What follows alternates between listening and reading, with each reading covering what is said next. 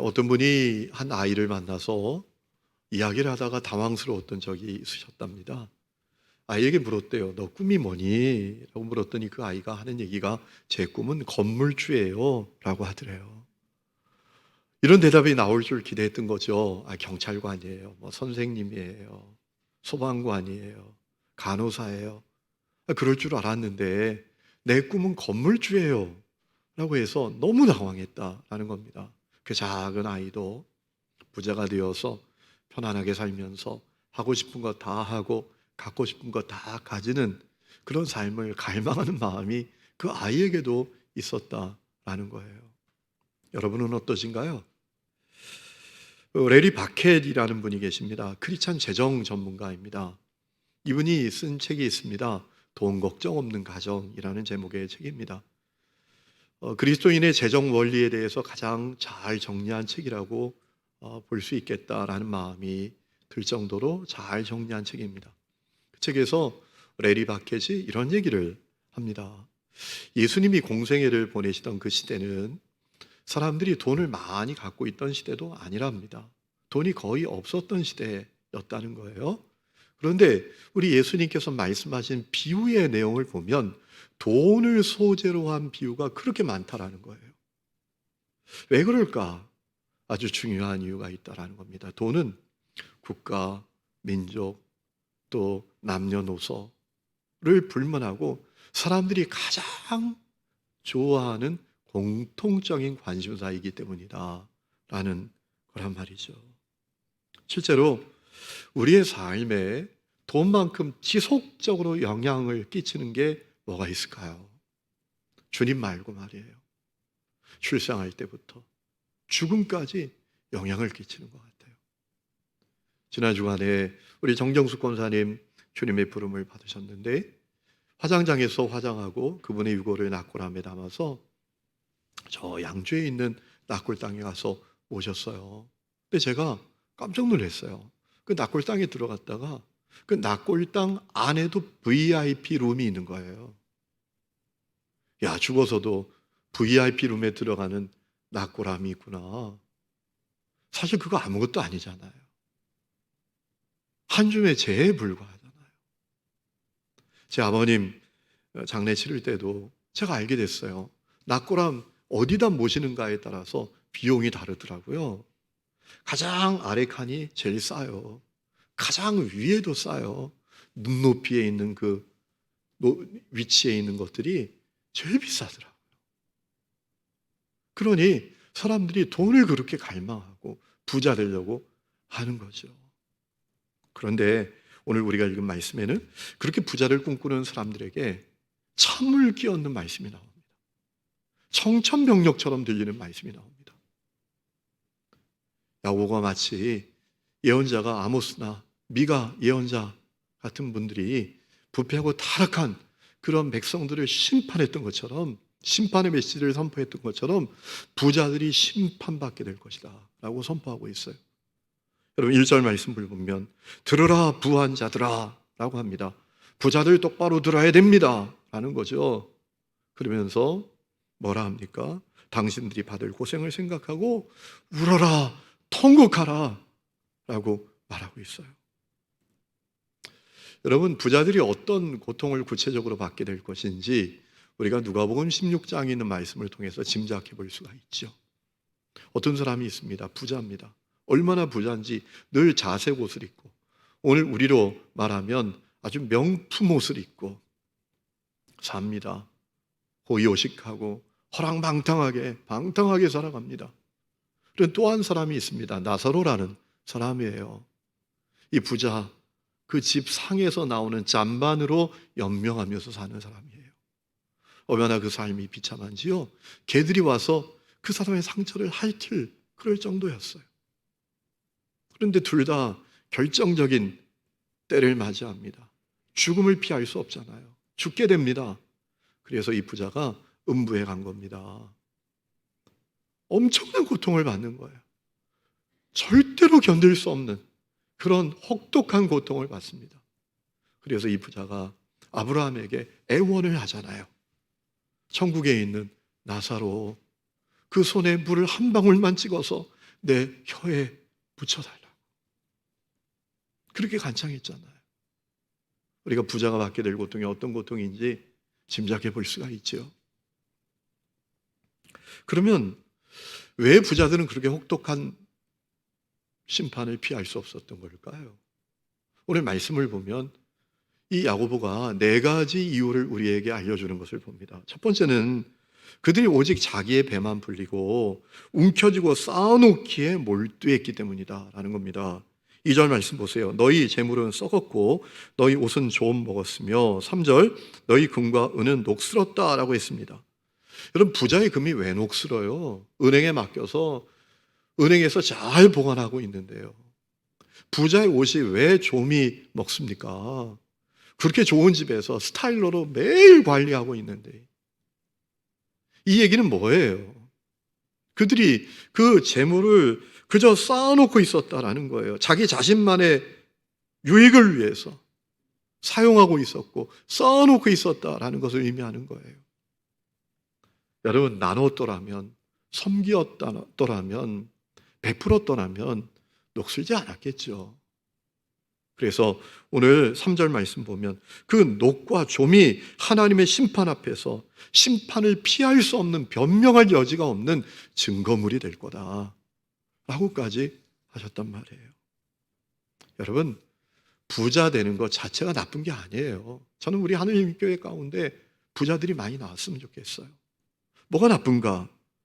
부자가 돈을 오직 자기의 유익을 위해서 사용하는 것, 쌓아놓는 것, 그게 문제란 말이에요. 부자가 돈을 잘 사용하면 놀라운 일이 일어납니다. 그럼 미국의 영적 대부흥이 일어났을 때 놀랍게 쓰임받았던 교회가 있어요. 워싱턴에 있는 구세주 교회입니다. 세이비어 철치라고. 정말 이 교회가 미국의 영적 대부흥이 일어났을 때 놀랍게 쓰임받았던 교회거든요. 그 교회 교인 가운데 엘리자베스 오코너라는 이름을 가진 여성이 있었습니다. 이분이 유명한 작가입니다. 그래서 이 여성이 이 영적 대부흥의 시대에 자기 교회에 일어난 그 하나님의 놀라운 역사와 부흥의 역사를 잘 기록해서 책을 하나 냈습니다. 그 책 제목이 어떤 제목인가 하면 흩어진 순례자들의 편지라는 제목의 책입니다. 그 책에 아주 인상 깊은 내용이 나옵니다. 이런 내용이 나와요. 여러분, 영적 대부흥의 시대에 이 구세주 교회에 하나님의 성령이 부어지니까 성도들이 은혜를 받아서 자발적으로 자기들이 규칙을 세웠대요. 어떤 규칙을 세웠는가 하면 정식 교인들, 우리 식으로 말하면 집사님, 권사님, 장로님들을 말하죠.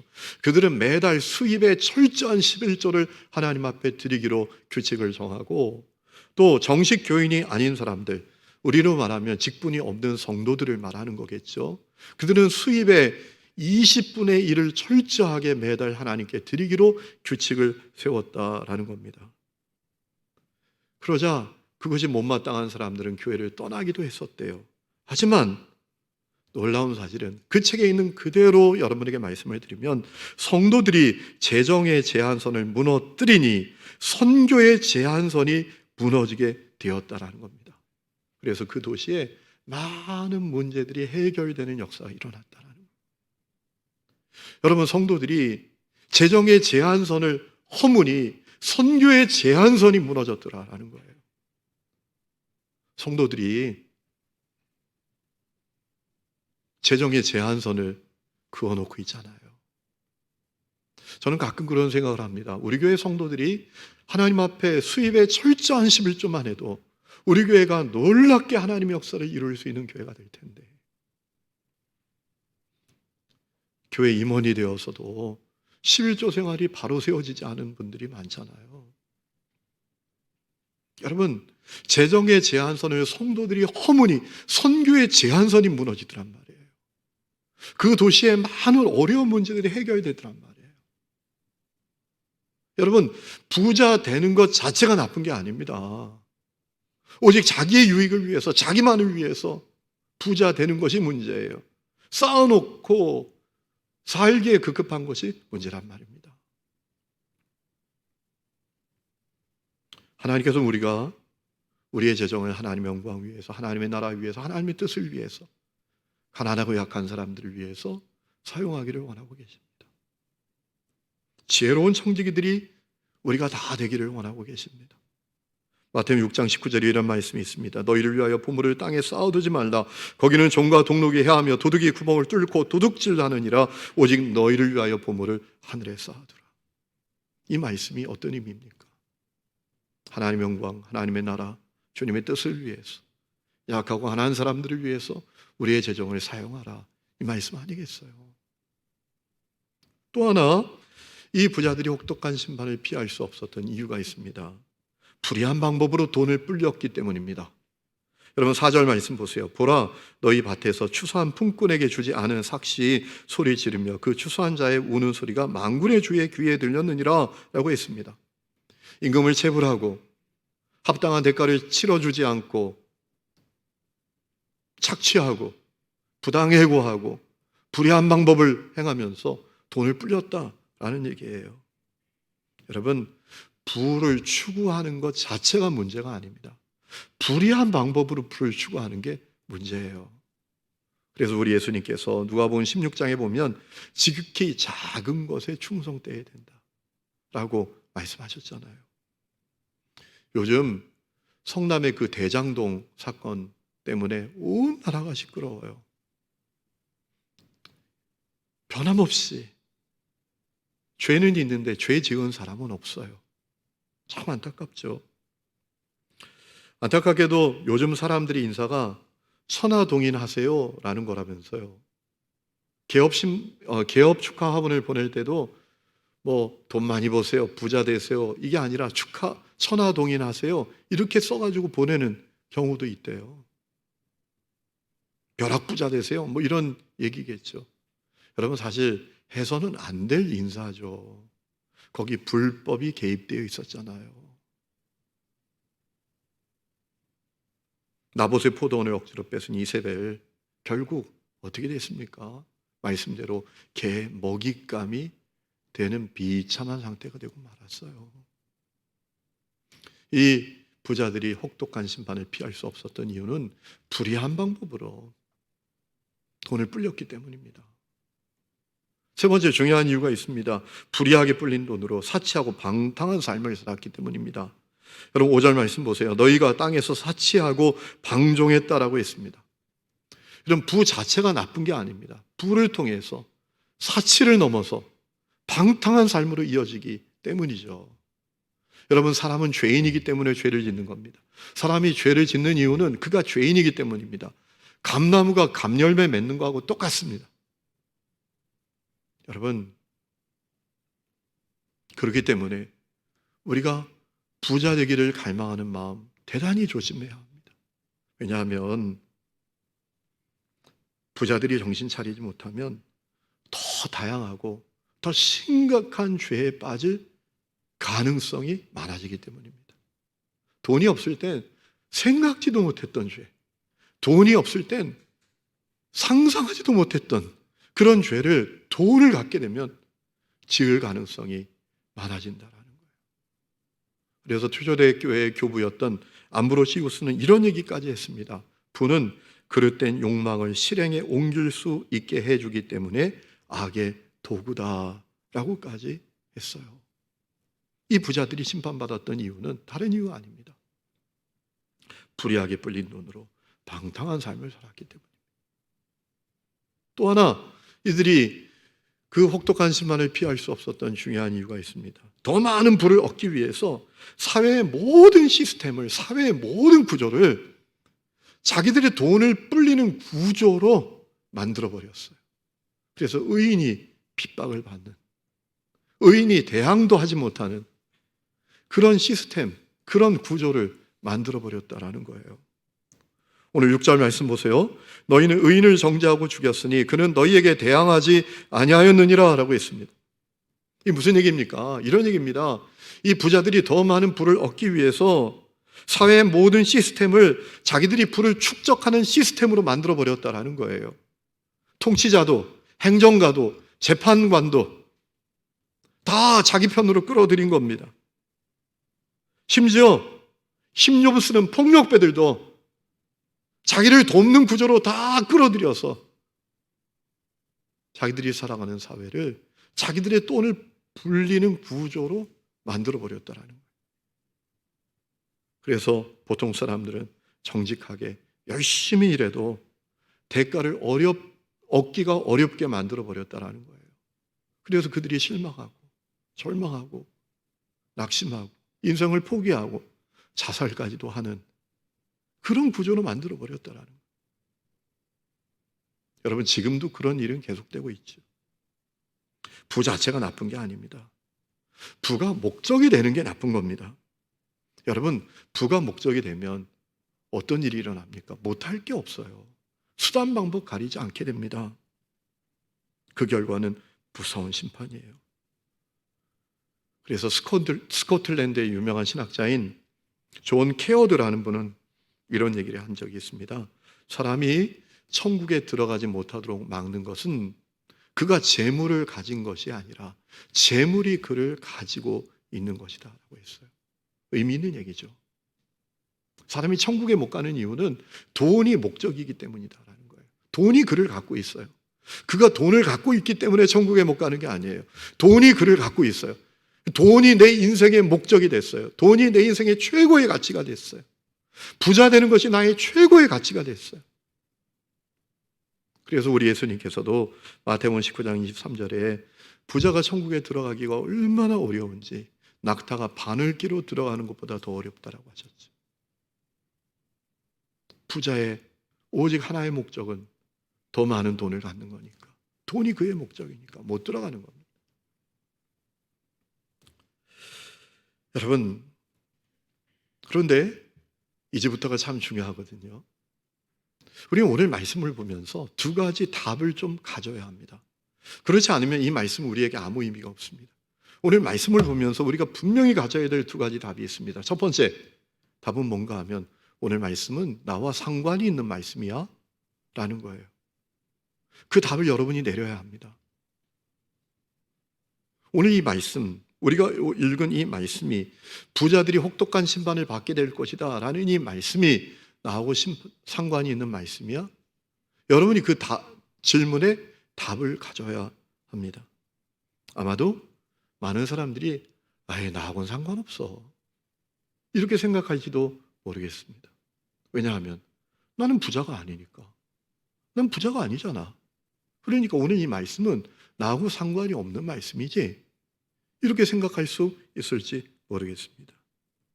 실례로 2019년 10월에 스위스 크레디 스위스 은행에서 보고서 하나를 냈습니다. 그 보고서의 제목은 글로벌 웰스라는 보고서입니다.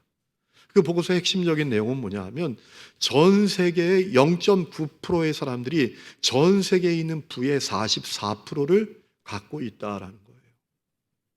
세계 인구를 70억 명으로 잡으면 1% 정도 되면 7천만 명 아니겠습니까?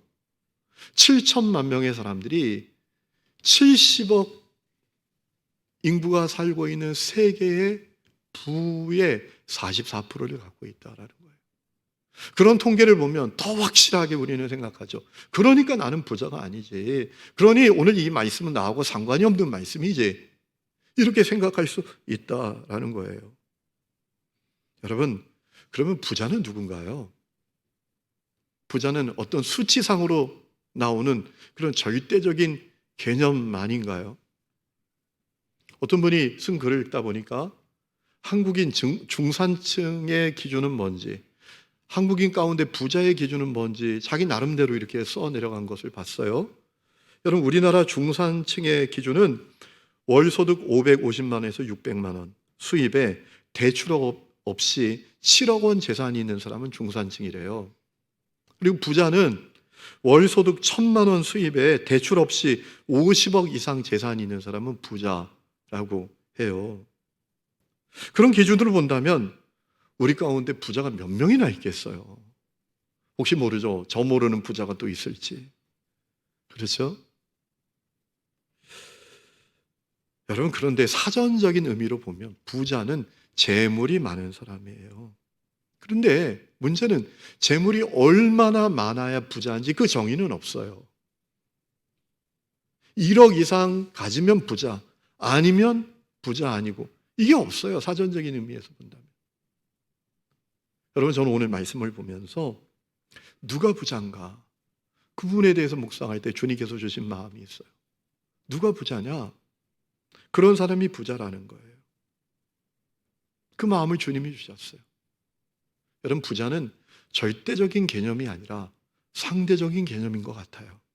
다시 말하면 내가 누구보다 더 나은 상황이 있다면 나는 부자인 거예요. 여러분, 우리나라 국내 총생산 GDP를 말하죠. 세계 10위 아닙니까?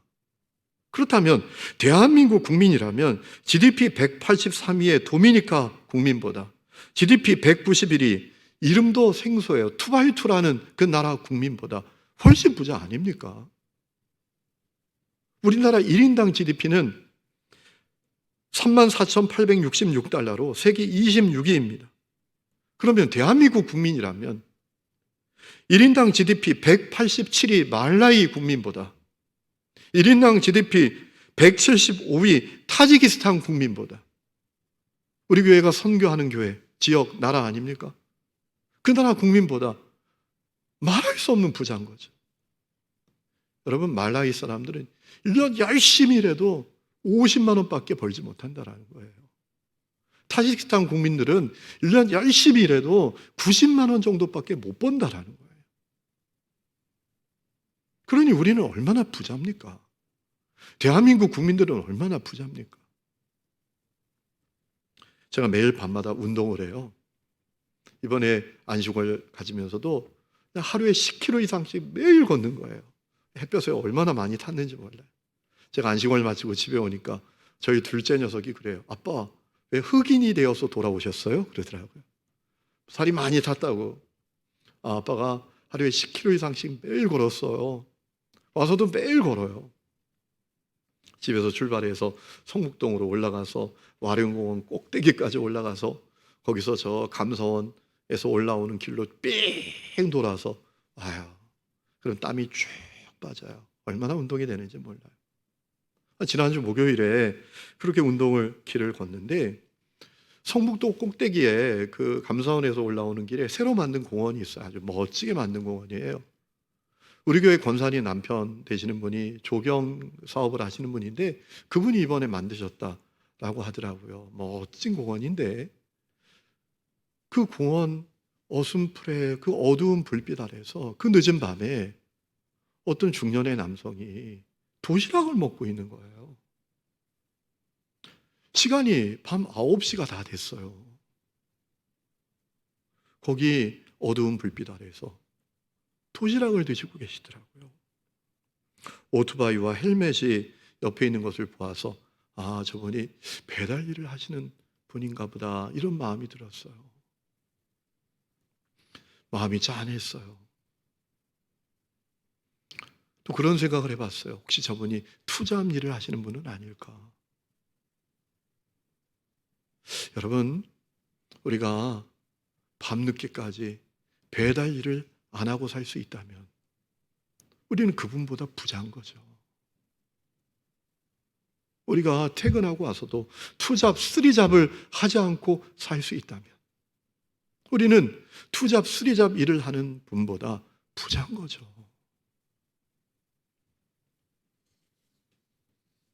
또한 과거보다 더 나은 상황이 있다면 그는 부자 아니겠습니까? 여러분, 1960년에 우리나라 GDP가 세계 몇인가 제가 찾아봤더니 순위에 아예 들어가 있지가 않아요, 우리나라는. 지금부터 얼마 됐습니까?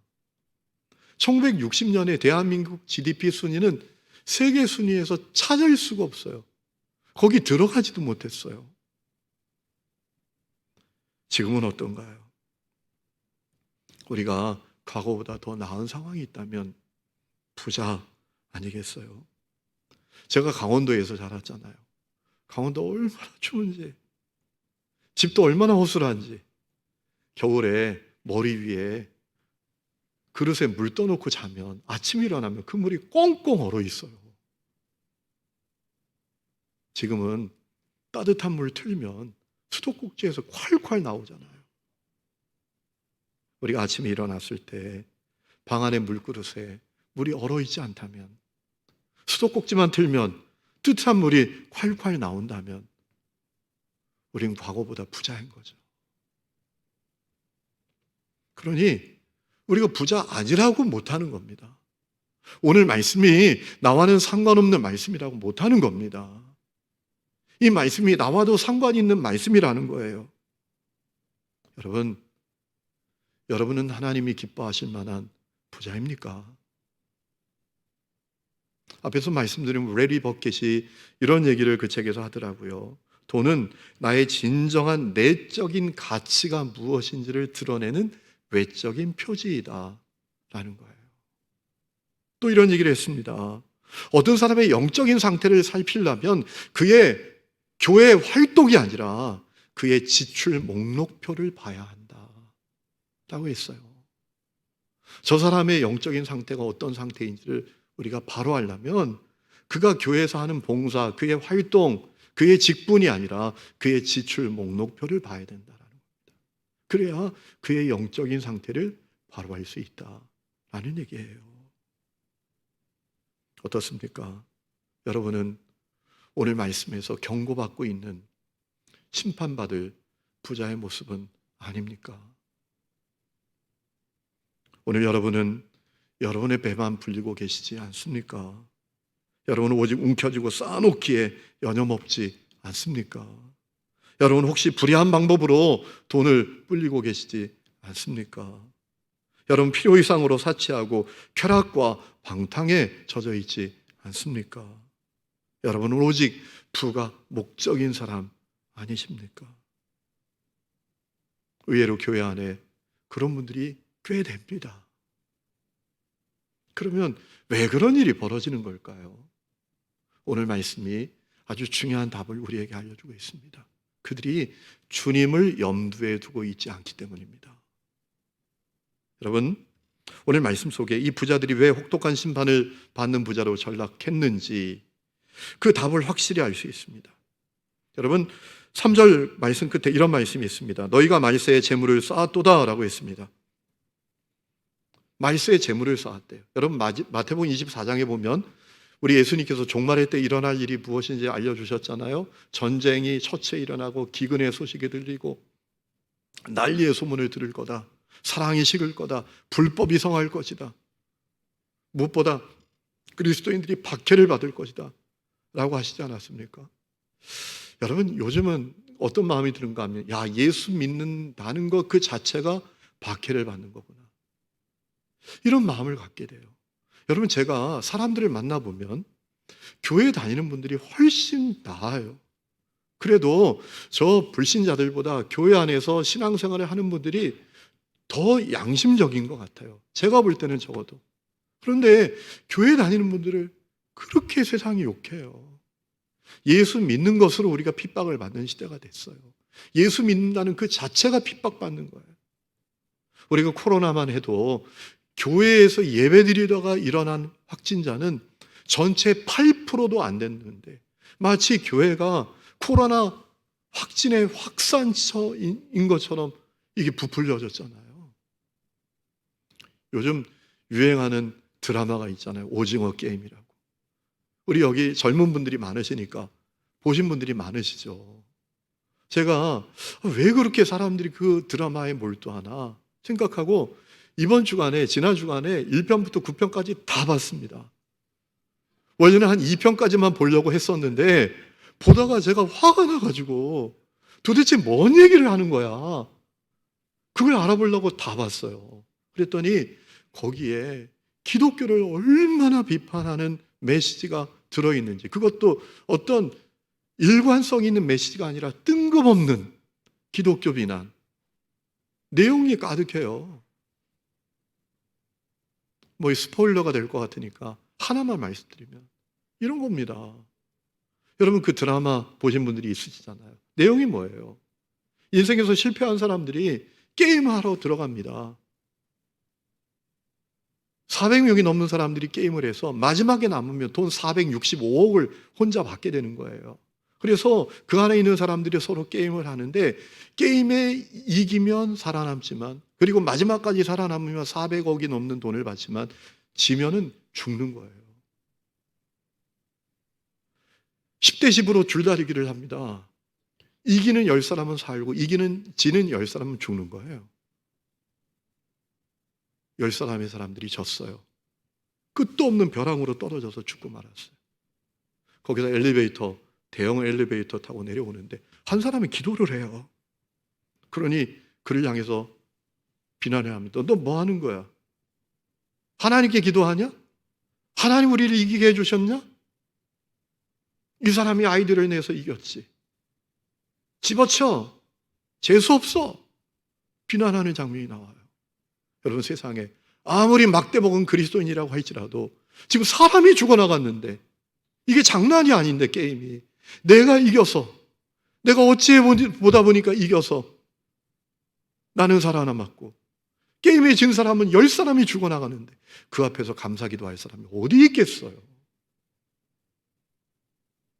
야, 저는 그 드라마를 보면서 뜬금없는 비난 아니야 이거는.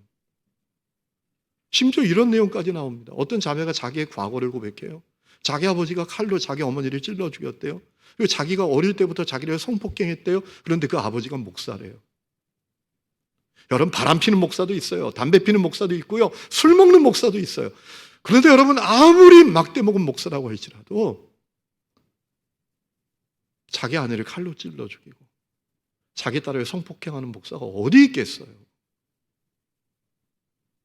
이제는 예수 믿는 것 자체만으로 비난당하고 공격받고 핍박받고 사는 시대가 되었구나, 그런 마음이 들더라고요. 문화 속에 침투해 있는 그 악한 영의 역사를 똑바로 볼 수 있겠더라고요. 좀 이야기가 다른 데로 갔지만 여러분, 종말의 때 예수님께서 이런 얘기도 하셨잖아요. 많은 사람들이 노아 시대 홍수 심판 전에 사람들이 살던 것처럼 살 거다. 심판이 다가오는데도 아무 그들이 개념이 없잖아요.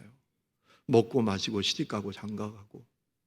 종말의 때 사람들이 그렇게 살 것이다 라고 하셨잖아요. 이 부자들이 그렇게 살았다라는 거예요. 종말의 때 우리 예수님 뭐 하라고 하셨나요? 마가복음 1장에 보니까 회개하고 복음 믿으라 하셨어요. 사도행전 2장에 보니까 성령 충만함을 받으라고 하셨어요. 디모데후서 3장에 보니까 경건의 능력을 가진 삶을 살아야 된다고 했습니다. 그러면 경건이 뭐냐? 야고보서 1장 27절에 보니까 참된 경건은 고아와 과부를 돌보고 자기를 지켜 세속에 물들지 않는 것이라고 했습니다. 그리스도인들이 종말의 때 그런 삶을 살아야 된다고 주님 분명히 가르쳐 주셨어요. 그런데 이 부자들은 주님의 말씀과는 정반대로 산 거죠. 성령 충만을 구하지도 않아요. 경건한 삶을 살지 않아요. 고아와 과부를 돌아보지도 않아요. 자기를 지켜서 세상에 물들지 않도록 하지도 않아요. 종말의 때에도 재물 쌓는 일이 그들의 목적이었다는. 여러분, 왜 그렇게 된 걸까요? 이게 중요합니다. 그들은 주님을 염두에 두지 않는 사람이었어요.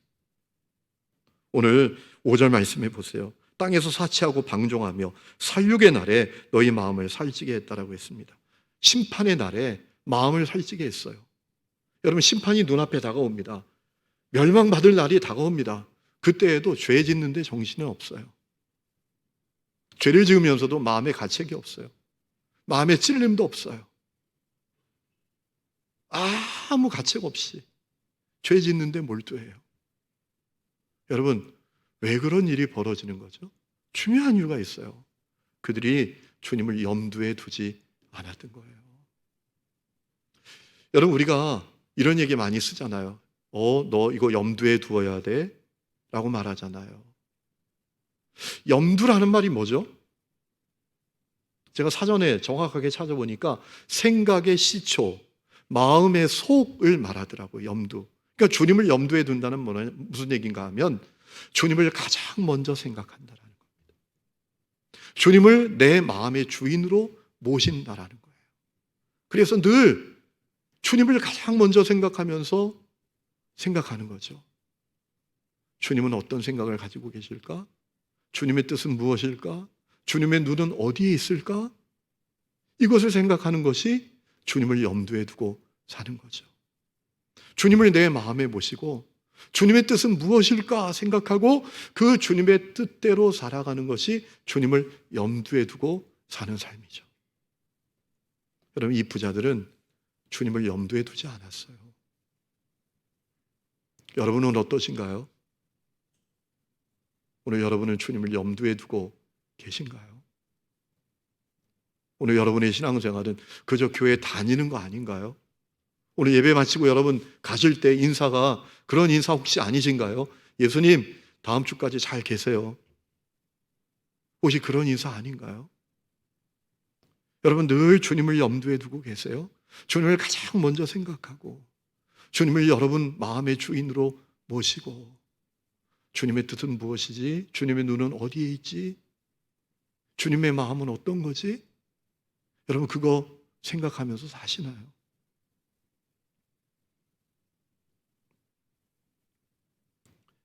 여러분 우리가 심판받는 부자가 되지 않는 방법은 돈을 벌레처럼 보고 무소유를 실천하는 그런 거로 안 됩니다.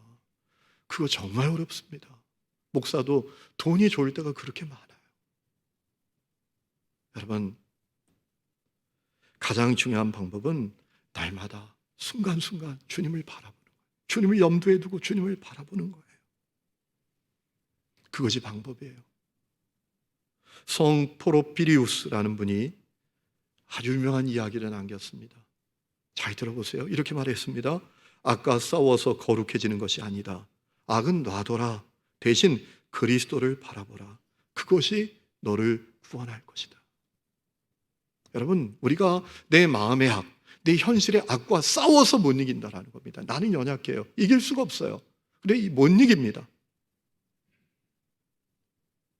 싸우고 이길 수가 없습니다. 싸우다가 지쳐서 포기하고 적당히 타협하며 살게 될 뿐입니다. 아니면 싸움에 패배했는데 마치 이긴 것처럼 자기를 포장하고 살 뿐입니다. 여러분 내 마음의 악, 내 현실의 악과 내가 싸워서 못 이깁니다. 나는 연약한 존재이기 때문에. 그래서 우리가 해야 되는 일은 주님을 바라보는 거예요. 주님을 날마다 염두에 두고 바라보는 것입니다. 왜냐하면 주님은 능력이 있습니다. 주님은 힘이 있으십니다. 내가 싸워서는 안 돼요. 여러분 내가 주님을 바라보고 주님을 염두에 두고 살면 주님이 싸우십니다. 주님이 내 마음과 내 현실의 악으로부터 나를 구원하십니다. 그러므로 날마다 주님을 염두에 두고 살아야 돼요. 아침에도 저녁에도 순간순간 주님을 염두에 두고 살아야 돼요. 여러분 그러면 거룩한 부자가 됩니다. 왜 그럴까요? 사람도 멀리 있는 거하고 가까이 있는 거하고 차원이 달라요. 가까이 있으면 그의 표정까지 읽혀져요. 더 붙어 있으면 그의 숨소리까지도 느껴져요.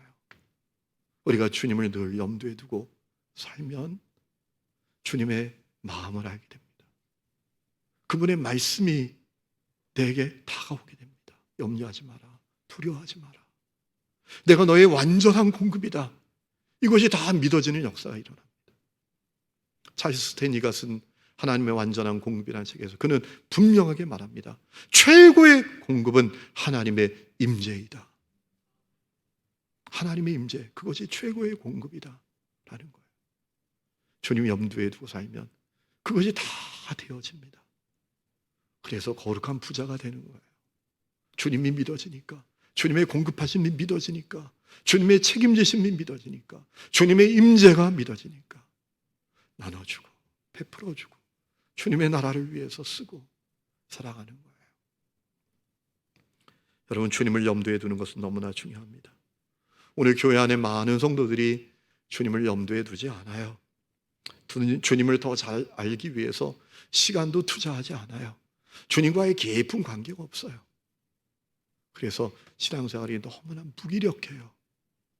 세상에 있는 그 심판받을 부자하고 똑같은 부자로 살아갑니다. 주님을 염두에 두는 것 너무나 중요합니다. 저는 오늘 그 은혜가 여러분 모두에게 있기를 주의 이름으로 축원합니다. 우리 이 시간에 찬양 부르고 기도하는 시간을 갖겠습니다. 닫혀진 마음에 우리 나 오직 주를 이란 제목의 찬양입니다. 우리 나 오직 주님을 바라봅니다. 나 오직 주님을 바라봅니다. 그 마음을 담아서 이 찬양을 부르겠습니다.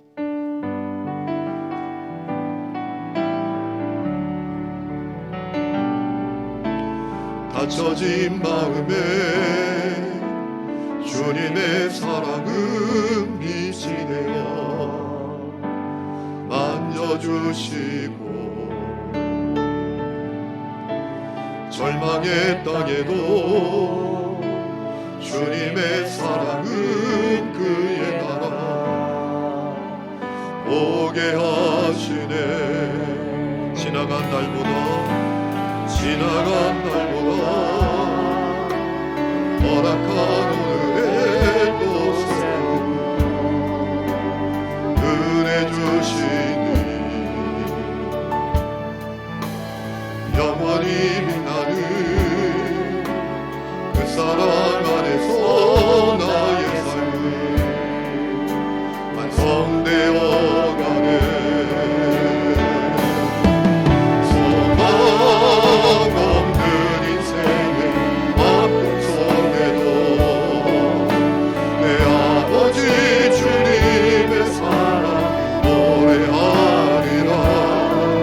세월 지나 세상이 끝난다 해도 나 오직 주를 찬양하리라. 갇혀진 마음에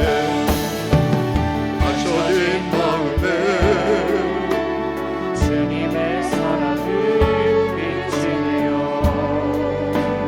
만져주시고 절망의 땅에도 주님의 사랑은 그의 나라 오게 하시네. 지나간 날보다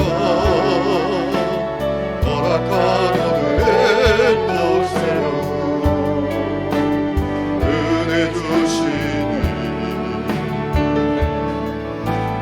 영원히 빛나는 그 사랑 안에서 나의 삶은 완성되어 가네. 우리 다 함께 일어나서 찬양합니다. 소망 없는 인생의 아픔 속에도 내 아버지 주님의 사랑 노래하리라. 세월 지나 세상이 끝난다 해도 나 오직 주를 찬양하리라. 소망 없는 인생의 아픔 속에도 내 아버지 주님의 사랑 노래하리라.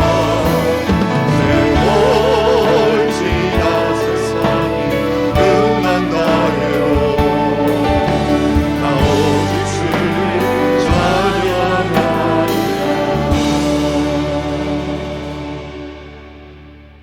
하나님 아버지, 우리가 정말 주님을 염두에 두고 살고 있는지 생각합니다. 우리가 주님을 가장 먼저 생각하고 내 안에 계신 주님을 늘 바라보고 그분을 주인으로 섬기며 나를 향한 주님의 뜻, 주님의 마음 무엇인지, 지금 주님의 마음과 눈은 어디를 향해 있는지 염두에 두고 살피는 성도들이 되게 하여 주시옵소서. 주여, 하나님 앞에 그 혹독한 심판을 피할 수 없었던 그 타락한 부자들의 문제는 주님이 그 인생에 없는 사람들, 주님을 염두에 두지 않았던 사람들이었던 것을 봅니다. 그러나 안타깝게도 오늘 교회 안에 그런 사람들이 많이 있는 것을 느낍니다. 주님을 염두에 두지 않고 살아가는 많은 사람들이 있는 것을 봅니다. 주여, 우리를 긍휼히 여겨 주시옵소서. 우리를 살려 주시옵소서. 우리를 다시 일으켜 주시옵소서. 주님을 염두에 두고 살면서 주님의 마음 알게 해주시고 주님의 말씀이 믿어지게 하여 주셔서 거룩한 부자 되게 하셔서 우리를 통하여 사랑의 제한선이 무너지고 선교의 제한선이 무너지고 축복의 제한선이 무너지고 나눔의 제한선이 무너지는 역사를 보게 하여 주옵소서. 이제는 우리 주 예수 그리스도의 은혜와 하나님 아버지의 놀라운 사랑과 성령의 내주 동행하심이 예배하는 모든 성도들 위해 지금부터 영원토록 함께 계시기를 간절히 축원하옵나이다. 아멘.